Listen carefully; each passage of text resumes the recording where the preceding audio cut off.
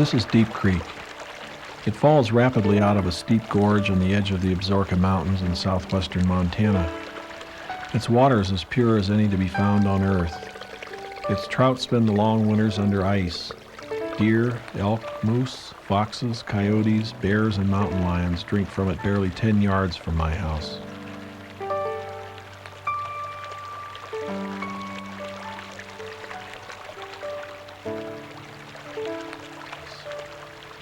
The Indians camped all along the creek because of the many freshwater springs nearby, plentiful game all year round, and protection from the wind. Appreciating these same qualities, settlers built the homestead I live in 3 miles up the creek from the Yellowstone River during the last decade of the 19th century. When I first saw it on a warm October afternoon in 1971, I sensed something important, a sanctuary perhaps where my soul might receive the care it needed. Now, 24 years later, that pudding is clearly on the table. The buildings and land at Deep Creek have become the anchor of my life. Within minutes of the house is all the trout fishing, big game, upland bird, and duck hunting I'll ever need. And the landscape and weather are so rich and varied that I've worked with it for more than 20 years now without repeating myself. Even right outside my front door, I continually see fresh motifs. The light and atmosphere are so extraordinarily varied that familiar objects are constantly refreshed, and the possibilities for new poems seem limitless.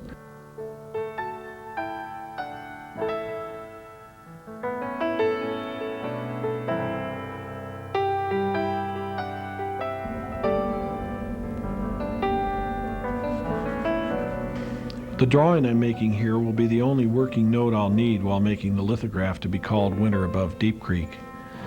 It isn't meant to be a finished work for exhibition or sale. In fact, it's largely meaningless to anyone but me because it's just a kind of personal shorthand reference. Its function will be to mentally transport me back to this specific time and place as I design and plan the picture from memory and imagination when I'm far from here working in Seattle. The immediate sensual contact of pencil to paper establishes a kind of primal sensation which lasts in the soul. As the print is gradually developed over a period of some 120 labor-intensive hours, these few sharply focused moments of drawing become a faultless directional beacon.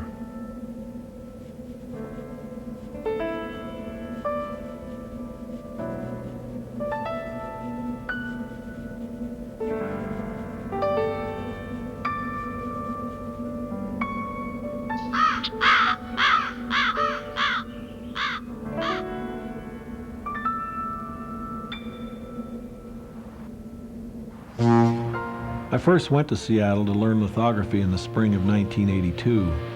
Early on, I discovered it was a user-friendly city of ferry boats, quiet neighborhoods, a lovely historic district, good bookstores, and a thriving public market overlooking Puget Sound. The city is most dramatic on clear days when you can see the Cascades rising to the east, and the Olympic Mountains stretched like a row of jeweled shark's teeth across the western horizon. At such times, the most imposing volcanic peak in the northwest, Mount Rainier, dominates the southern skyline, almost seeming to float above the earth. Coming out of Montana's colorless winter, I quickly learned to appreciate the year-round greenery, great markets, fine restaurants with their always available fresh fruits and vegetables, live shrimp, crab, clams, mussels, salmon, and many varieties of locally grown oysters. My education in lithography evolved in several different shops, working with different printers using a variety of techniques. For the past 7 years, I've worked at Ink on Paper, a shop located on Harbor Island at the heart of Seattle's busy waterfront. It's a cheerful, well-lit space with a tall bank of windows across the north wall, looking out on a thick stand of bamboo. The shop is run by Chuck Matson and Sheila Coppola. They're there to offer full-service printing to artists interested in doing autographic lithography.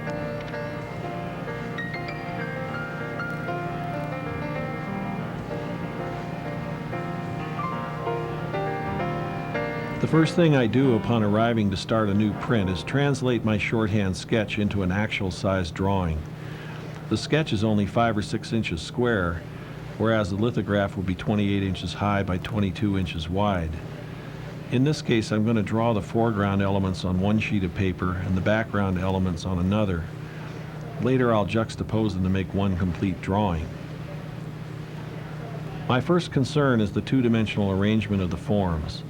The illusional third dimension will be developed gradually through the use of color as the work progresses. In this particular lithograph, the most important foreground element is a single small stand of chokecherry. What will matter is that it convey its own character and identity, have satisfying and appropriate contours, and that it be properly positioned in relation to the forest behind it. It's extremely important that the first plate be just right, because it establishes the fundamental design of the picture. You can't move things around in a print like you can in an oil painting. Once the ink is committed to the paper, it's there for good, because later changes in this basic armature are neither advisable nor possible. Now that the foreground has been drawn, I can move to the second sheet of paper and begin the background. While I'm doing this, Chuck is busy at his end of the shop preparing the paper. We use Coventry 100% rag, a very substantial and satisfying sheet weighing 290 grains per square meter. This is the heaviest sheet made with enough consistency in its thickness to feed and print well on the power press. It comes to us from the mill 38 by 50 inches, and Chuck cuts it down to 35 by 46 inches to fit the press.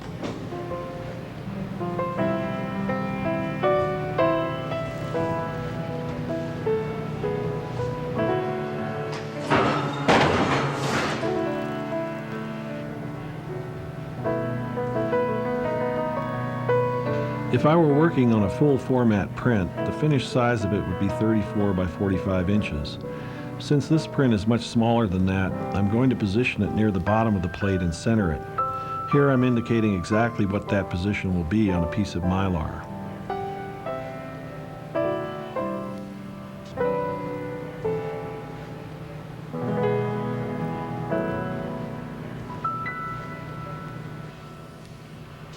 After the paper's been cut, Chuck loads it at the delivery end of the press, raising it into position under the vacuum feeder system which will deliver it to the cylinders. The press is a single-color Harris LSS built in 1940. The plates which fit it are 37 by 48 inches. It's a great workhorse of a machine which by now has printed millions of impressions at a rate of nearly 1 per second while maintaining registration within 1/1000th of an inch. Now that the background drawing is done, I'm going to trace it onto the translucent sheet of mylar I laid out earlier.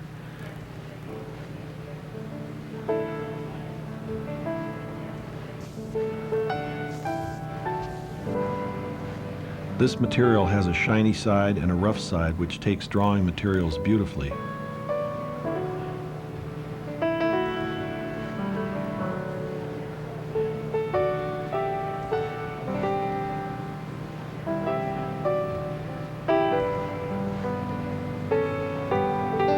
With the background drawing done, I'll now lay it over the foreground drawing. The mylar is highly transparent and I can shift it around until the placement looks right. Then I'll draw the foreground until the whole picture is together on the one sheet of mylar.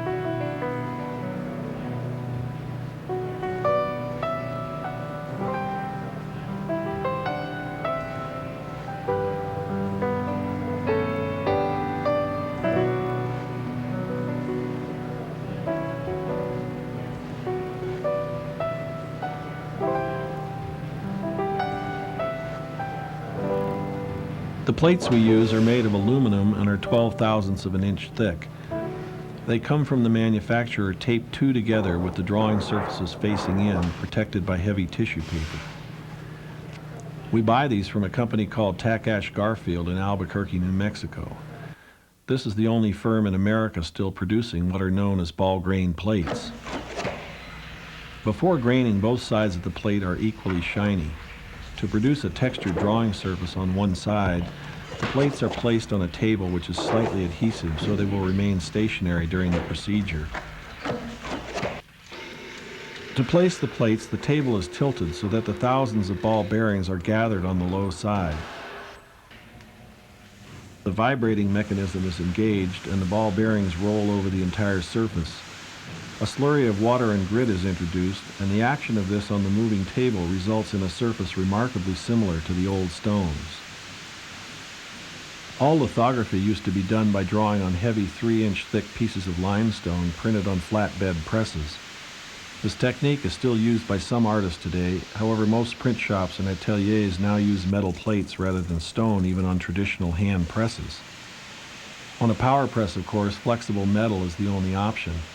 And even though our equipment is modernized, all of our methods relative to drawing and processing are completely traditional.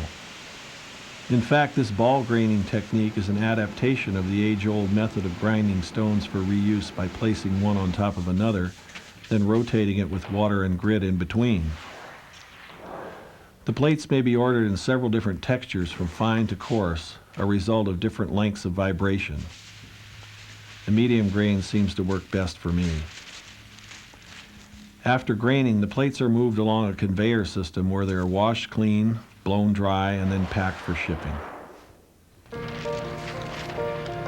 This is a sheet of regular newsprint the same size as the plate. One side's plain, the other's covered with a reddish drawing material called Conte crayon. The crayon is actually a kind of chalk which has to be frequently renewed because some of it comes off during each transfer process.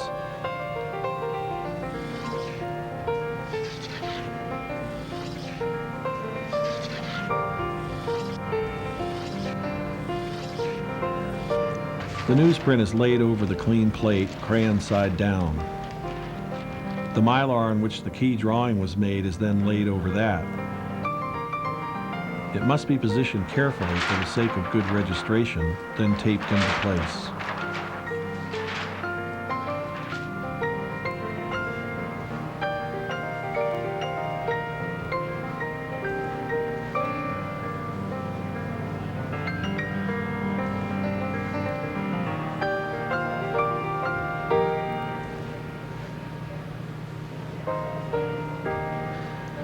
I normally use a ballpoint pen to make the transfer, but anything with a fine point will work. It's just that the pen glides easily because it's lubricated by its own ink. When the whole drawing has been gone over, the mylar and newsprint are removed, and what's left on the plate is what you might call a map of rust-red lines made by the pressure of the pen.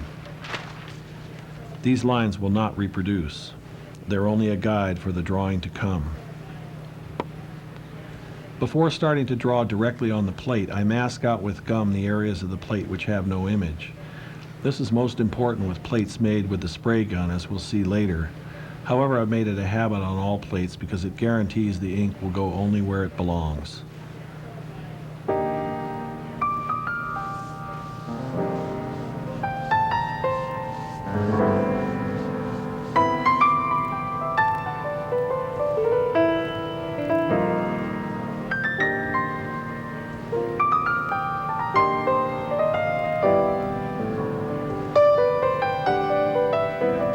I do almost all my drawing using the standard old-fashioned William Corn's litho crayons. These are essentially a kind of grease pencil which comes in varying degrees of softness. They're numbered from 1 to 5, with 5 being the hardest and 1 the softest. The harder crayons produce lighter, more delicate effects. The softer crayons create darker, more forceful ones. I often use 2 or 3 different crayons on the same drawing depending on what I'm trying to accomplish.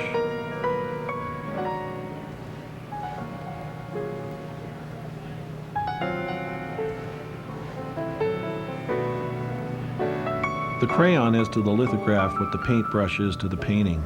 It's through these very simple tools that pictures have strength of character or not, depending on how well the artist uses them.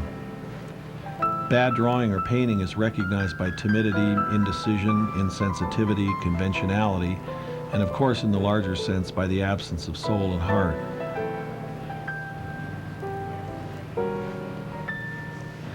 The pencil line, like the brush stroke, is what breathes life into a work and conveys the artist's confidence, conviction, and sense of urgency. In my prints, crisp drawing is a necessary counterpoint to the soft screens of transparent color.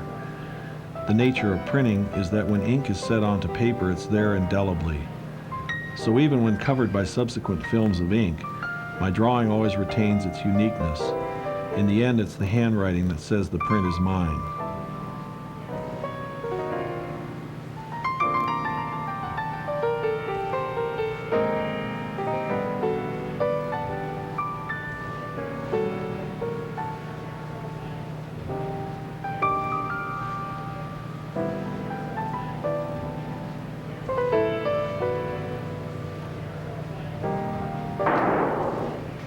When the plate is done, it goes to the processing table. Chuck does the processing, and he does it with great care and precision, always replicating each step so that he in fact becomes a reliable tool. The first step is a crucial one. It involves spreading gum over the whole plate with a sponge, then buffing it down tight and dry using several balls of cheesecloth. The product used for this is called microgum, a synthetic substitute for gum arabic which comes from the sap of the acacia tree. The function of the gum is to firmly adhere to all areas of the plate on which there is no drawing. Where there is drawing, the plate is protected by the greasiness of it, and the gum will not penetrate this. When the gum has been buffed completely dry, the next step is to remove the drawing material so that the drawn areas once again become clean, bare plate. In other words, the drawing now exists in negative form. The lithocrayon drawing is removed with a highly volatile solvent called El Dorado. Chemically, it's roughly the same as benzene, the solvent for rubber cement. It evaporates instantly, and unlike turpentine or paint thinner, leaves no oily residue whatsoever. When the plate has been washed perfectly clean, it's then coated with red lacquer. The purpose of the lacquer is to adhere to the drawn areas which are bare plate. The lacquer will not dissolve the gum layer and sits on top of it.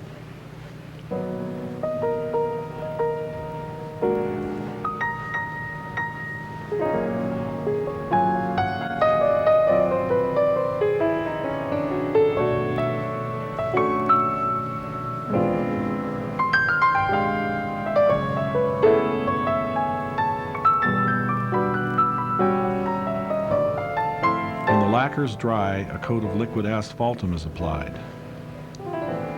The reason for this is to seal off the lacquer from the air so that it doesn't become so hard it won't lift off.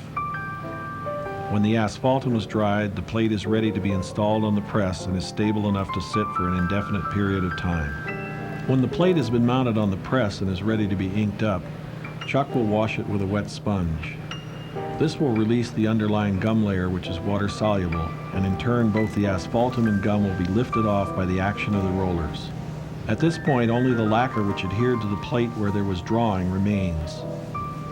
It is this lacquered area that will attract and hold the ink, thereby delivering to the paper the original drawing precisely as it was made on the plate. The ink we use is called Hanco, made by the Hanshi Chemical Company. Chuck likes this product because it's more heavily pigmented than most other printing inks. We make our batches of color on a plate glass table. For the first run, we're working up a dark blue-gray we hope will be the right thing for the key drawing we're about to print. Chuck does all the mixing physically, with direction and ongoing input from me.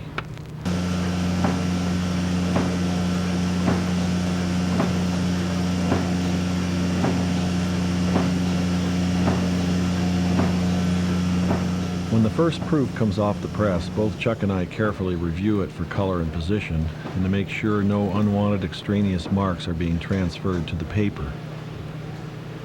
When we're satisfied things are right, we run the whole edition. In this case, that's going to be 175 numbered pieces, so we start with 300 sheets of paper, a cheap insurance policy against losses during the many runs we'll be making before we're done. At the end of this first run, Chuck modifies the pressure on the press to accommodate the thinness of mylar. Then he hand feeds 2 or 3 sheets, imprinting the key drawing on the rough side. The function of the imprinted mylar is to save me from having to redraw everything each time I prepare a new plate. I take out a clean plate, lay it out on the drawing table, lay the Conte crayon transfer sheet over it, then place the mylar over that. I set the mylar 2 inches from the bottom of the plate and 1 inch in from both sides. After it's carefully registered like this, it's taped down.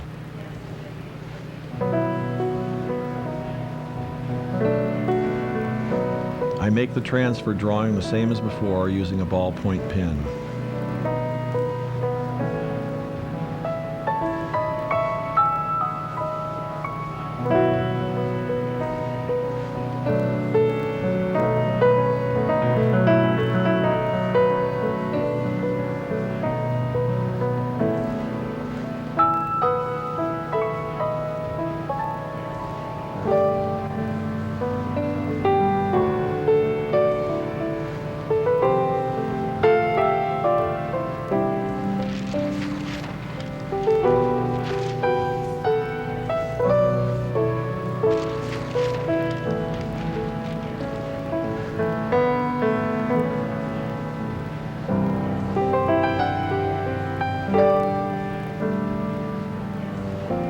second color is going to be yellow-orange. The trick here is to have the chemistry of the color clearly in mind, and then be able to visualize the drawing in it even though you always draw in black.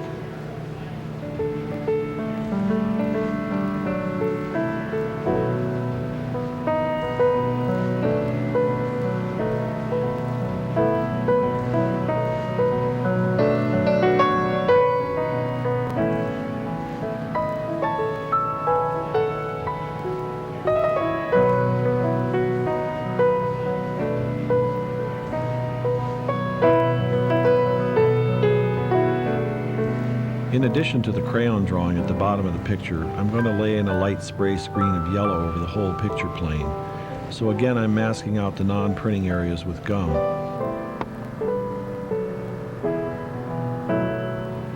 When the plate is finished, it goes to the processing table to be treated with the same steps and chemicals as before.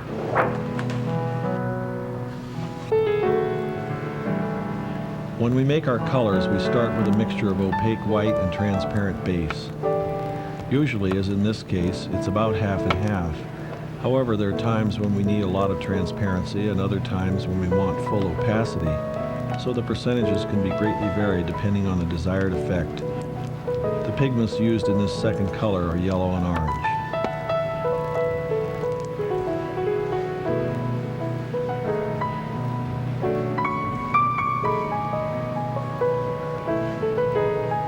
Chuck always adds dryer to the ink.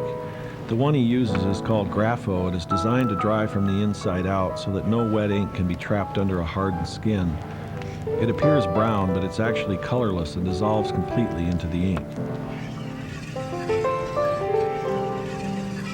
Chuck loads the ink into the fountain at the very top of the tower which supports the cylinders. Once loaded, the fountain is opened and the ink travels down onto the 16 steel and rubber rollers. This complex, remarkable roller train pulls ink from the fountain, stores it, then delivers it to the plate.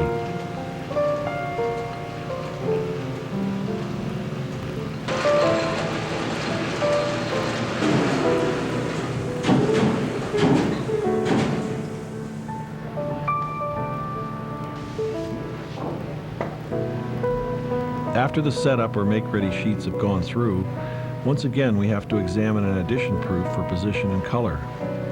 When everything looks fine, the addition is imprinted with the second color.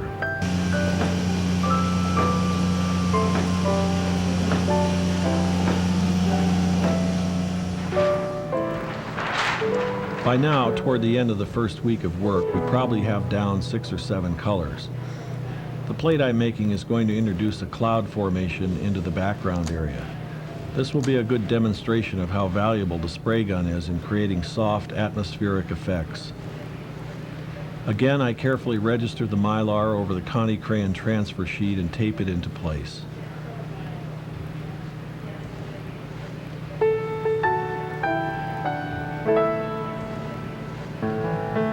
The outline of the drawing is again transferred using a ballpoint pen. Before going into the image area with gum, I've also once again masked out the edges of the plate.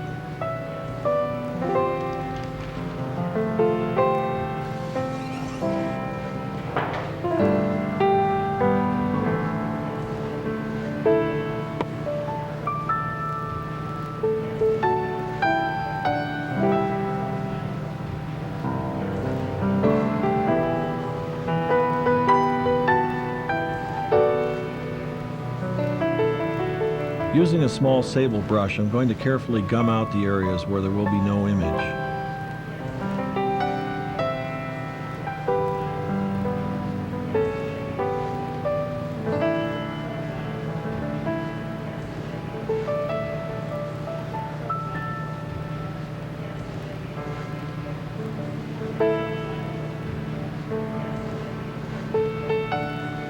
Once that's done, I'll switch to a much larger bristle brush with which I can achieve a soft effect by working it very dry using a kind of scumbling motion.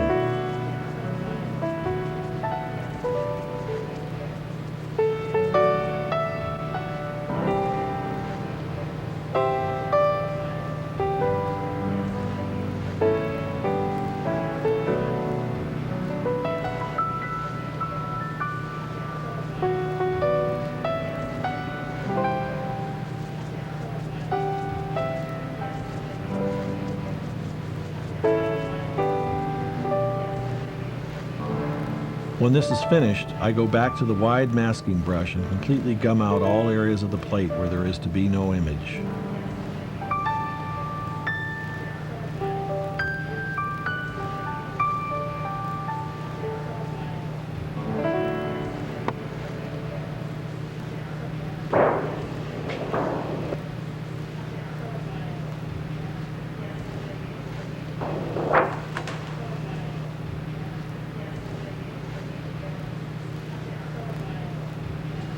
I use an ordinary hairdryer to dry the gum in the interest of speeding up the process.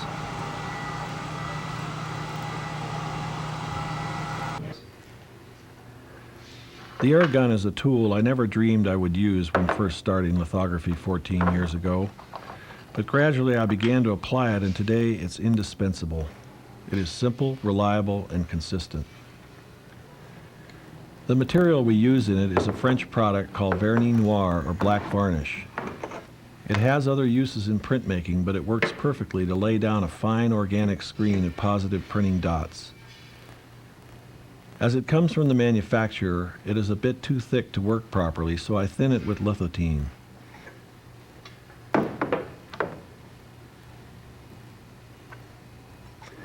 I've gotten so I can tell by the sound it makes in the bottle when I shake it when the consistency is right.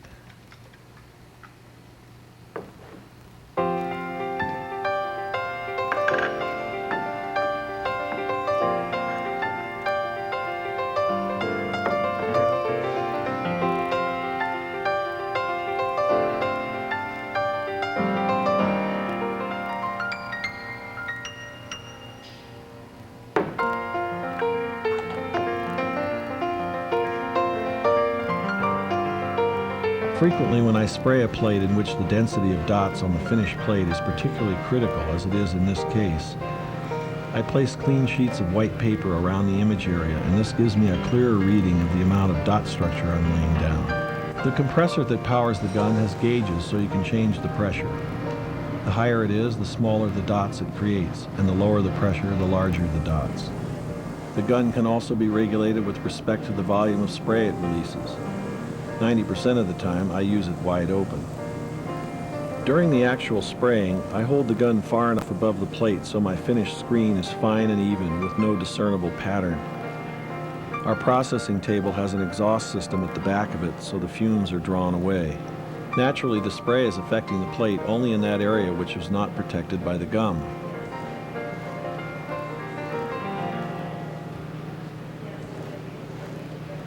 The color for this beginning of a cloud formation will be a kind of light gunmetal gray.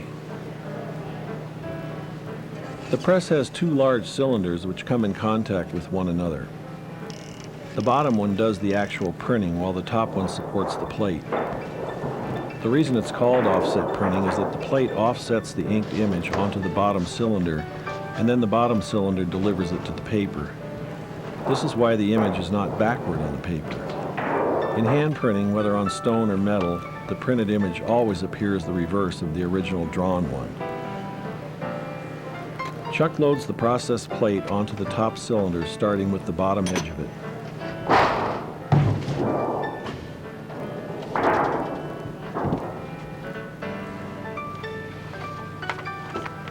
Between the plate and cylinder, he places a sheet of packing paper. After the bottom has been tightened, he inches the cylinder around, crimps the top edge of the plate, and inserts it under the grippers, which are then tightened in a very specific sequence so the plate is perfectly aligned and taut.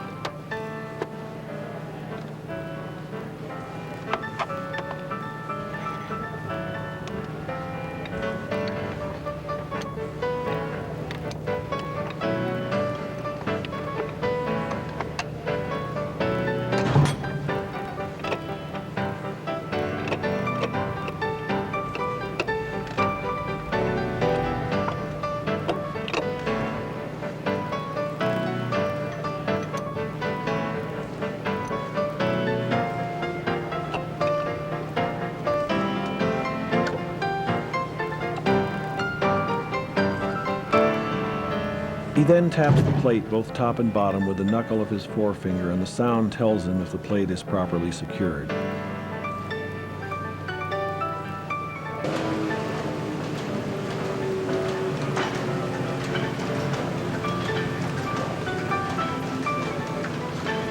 At this point, Chuck's ready to open the fountain and allow the already loaded ink to move onto the rollers.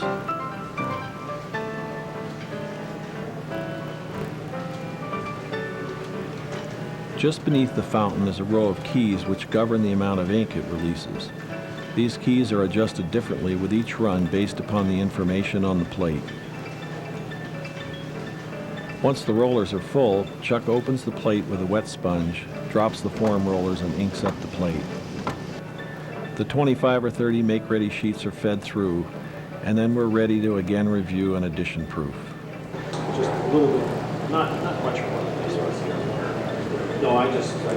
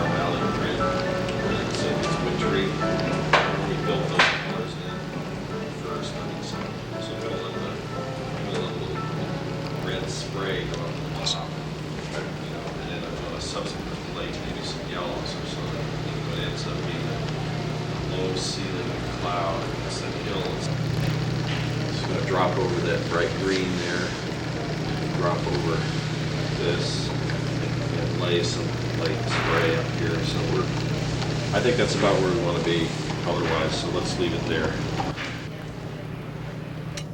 My painting palette is made up of cadmium reds and yellows, cobalt and ultramarine blues, alizarin crimson, viridian, yellow ochre, burnt sienna, raw umber, white, and sometimes black.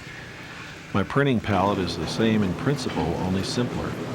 I use one yellow similar to cadmium medium, one red similar to cadmium medium, processed blue which resembles cobalt pale, bronze G which looks like French ultramarine, phthalo green for a viridian substitute, rubine for an alizarin substitute, and two kinds of black, process which is extremely powerful, and tint which does what its name suggests.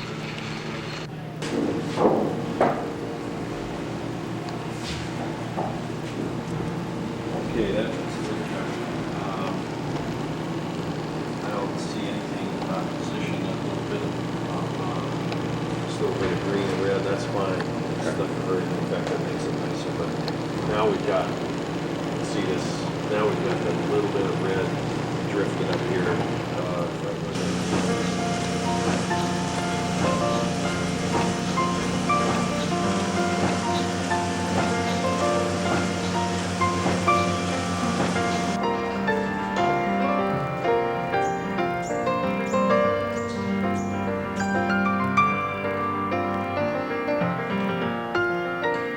After each color has been printed, the plate is removed from the press. This is done by reversing the loading process.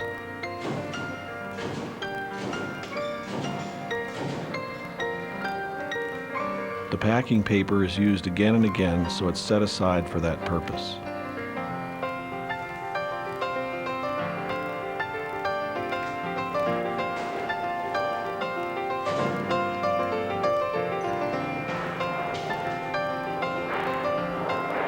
The plates are folded in half, eliminating any possibility of ever printing with them again in the future. The aluminum is then stored for recycling.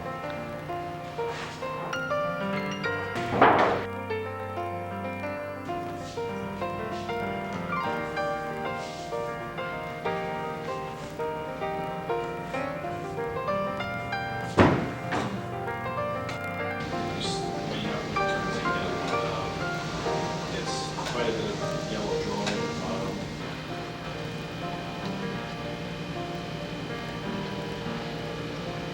Yet again, when the color is right, dryer is incorporated into it, and the ink loaded into the fountain, then released down onto the roller train. In the paintings I admire most by artists like Velázquez, Goya, Caravaggio, Titian, Veronese, and Rembrandt, to name only a few, the paint is applied in its broadest range, from completely opaque to completely transparent. In printing, especially offset lithography, full opacity is an impossibility, and for this reason I don't use any earth colors. This process is about transparent overlays which are best created using fairly strong primaries, letting all the grays result from the optical blending of more or less complementary colors.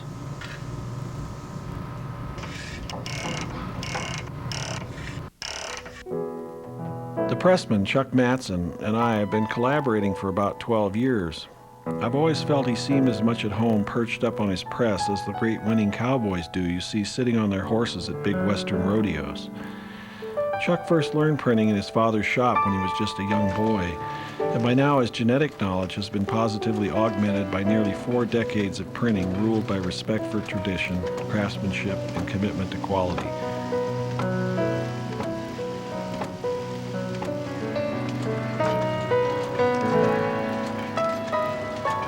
The press we use is a Harris LSS, sheet-fed single-color model built around 1940.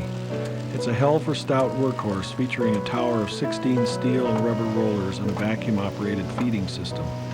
Although somewhat clunky in appearance, the press easily maintains position to 1/1000th of an inch. It also has the remarkable ability to print a continuous tone of color 34 by 45 inches without the slightest trace of a seam. I've often pictured the inventor of this fascinating and mysterious machine as an old man drooling in a rest home, driven mad by having had to synchronize hundreds of moving parts in order to produce one printed image per second with utterly precise timing and registration.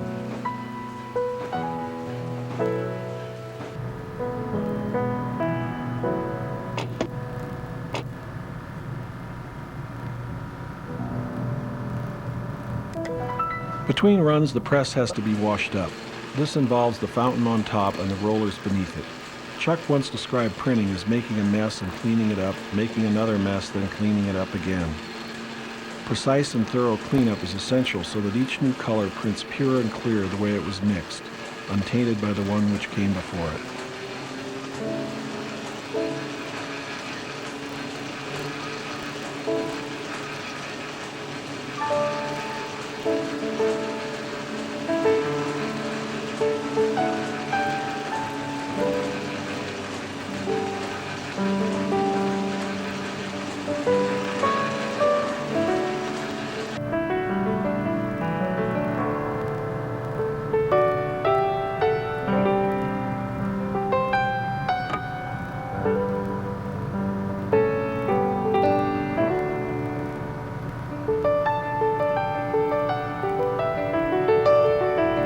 At this point, we're about 15 or 16 color plates into the print. By now, it has a rich, sound foundation of color, texture, and form. But the overall effect is far too soft and lacking in essential definition. To correct this, I'm drawing a second key plate, which will be a much more refined version and complex echo of the very first run. This drawing's function is similar to that of the black plate in 4-color process printing, although in this case black would overwhelm the print, so a very dark gray will be used instead. It will sharpen, define, and enhance the picture, setting it up for the final refinements of tone and color.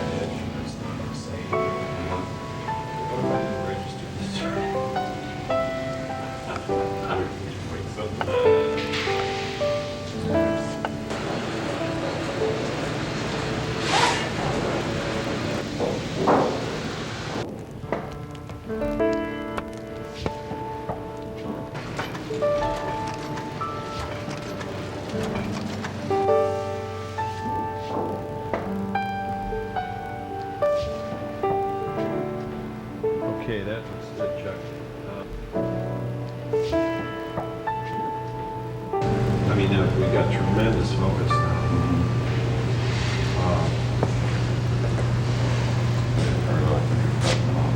Yeah, that's very good. I mean, that's now we're we really got set up. We've made this is believable now. So we're in good shape. It's good shape. So I'd run that right there. Okay, that's about something I feel comfortable with where it's at. That's fine. All right. And this one's good. Yeah, that's good.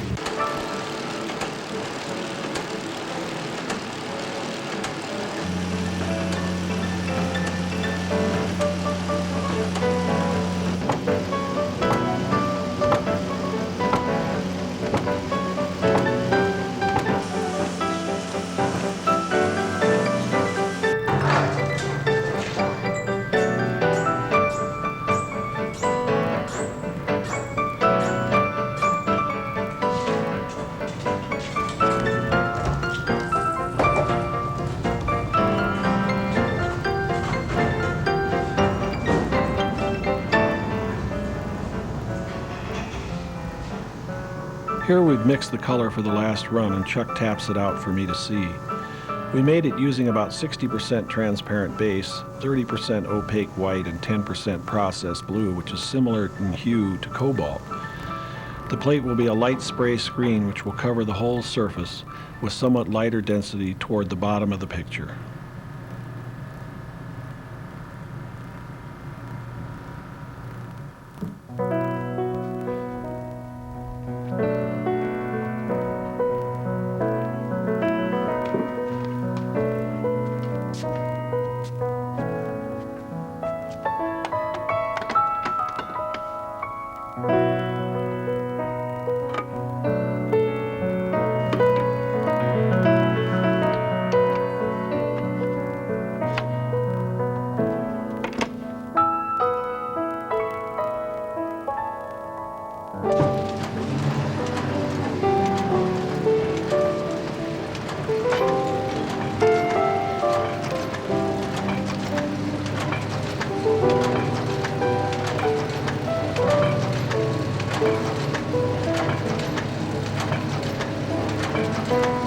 This last run is essentially the second of two final unifying screens. The first was orange. This one is a thin, transparent veil of blue which will lay like atmosphere over the whole picture. It brings the warm tones into balance with the cool, while at the same time inevitably tying everything finally together.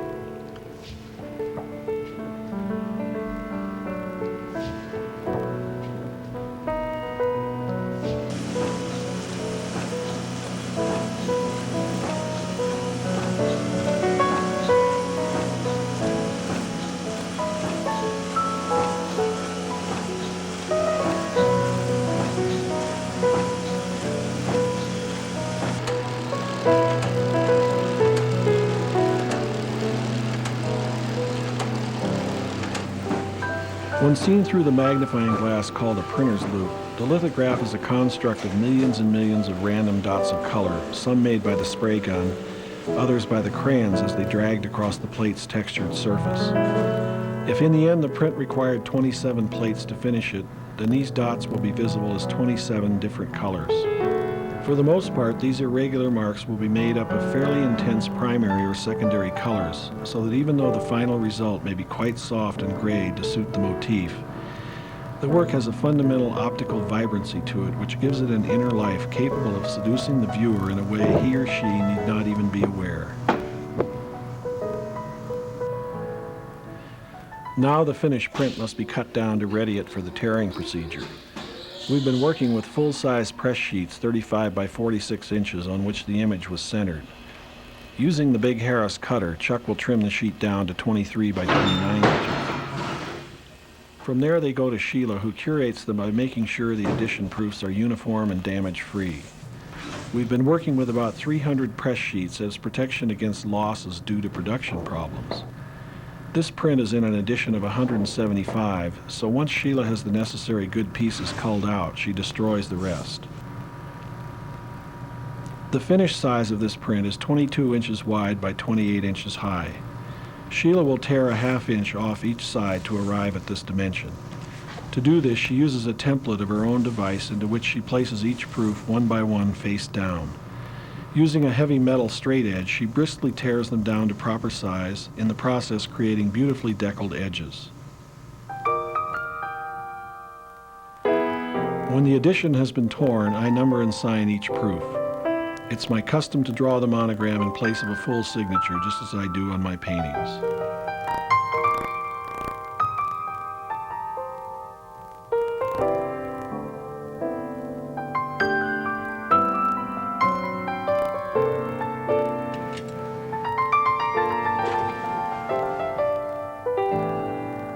Ink on paper has full letterpress capabilities in addition to its offset equipment. Since this print called Winter Above Deep Creek was the first offering of the Deep Creek Print Society, available only by subscription to its 175 charter members, we decided to accompany it with a presentation broadside. Sheila hand set the lead type and, using the same heavy rag paper the print was done on, printed it on the shop's Heidelberg windmill press.